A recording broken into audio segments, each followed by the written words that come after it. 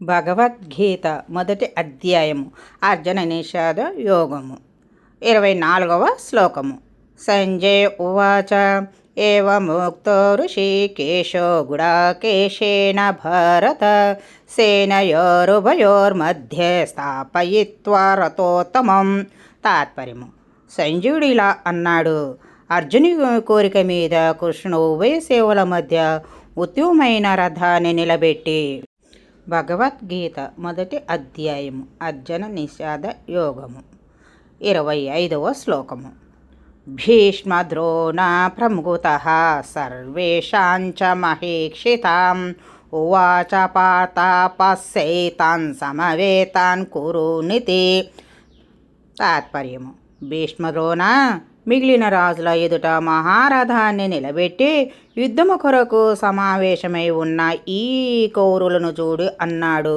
భగవద్గీత మొదటి అధ్యాయం అర్జున నిషాద యోగము 26వ శ్లోకము.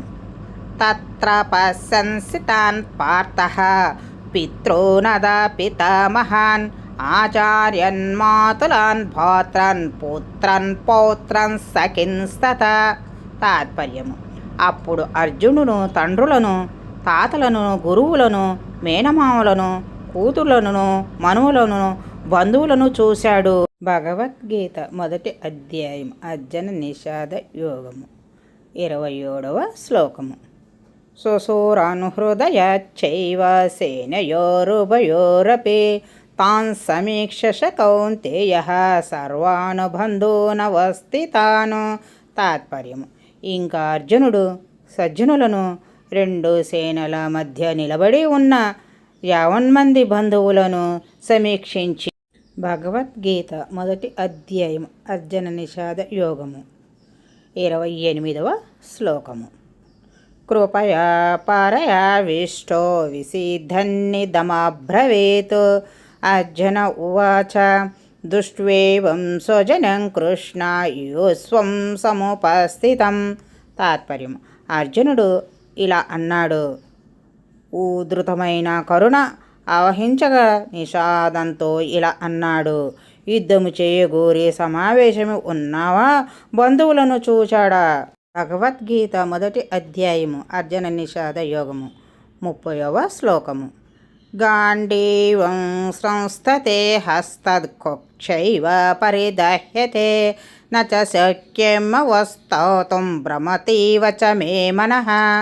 తాత్పర్యము: గాంధీవము చేతిలో నుంచి జారిపోతుంది, ఒళ్ళు మండుతుంది, నిలబడటానికి ఓపిక లేకుండా ఉన్నది, మనసు క్షమిస్తుంది. భగవద్గీత మొదటి అధ్యాయము అర్జున నిషాద యోగము 31వ శ్లోకము.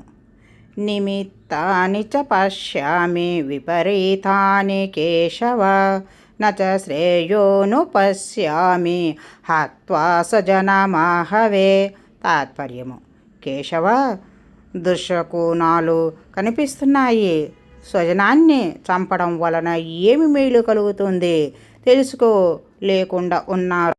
భగవద్గీత మొదటి అధ్యాయము అర్జున నిషాద యోగము 32వ శ్లోకము. నకాంక్షే విజయం కృష్ణ నచ రాజ్యం సుఖాని చ కిం నో రాజ్యేన గోవింద కిం భోగైర్జీవితేన వా. తాత్పర్యము: ఓ కృష్ణ, నేను జయము కోరును, రాజ్యం కానీ సుఖాలు కాని కోరను. గోవింద రాజ్యం వలన కానీ, భోగాల వలన కానీ, జీవించడం వలన కానీ ప్రయోజనం ఏమిటి? భగవద్గీత మొదటి అధ్యాయము అర్జున నిషాద యోగము 33వ శ్లోకము. ఏషామర్థే కాంక్షితం నో రాజ్యం భోగాః సుఖాని చ తాయిమేవ స్థితా యుద్ధే ప్రాణం త్యక్త్వా ధనాని చ. తాత్పర్యము: ఎవరి కోసము మనము రాజ్యాన్ని, సుఖభోగాన్ని కోరుకుంటామో వారు ప్రాణాలను, సంపదలను త్యజించి ఇక్కడ నిలబడి ఉన్నారు.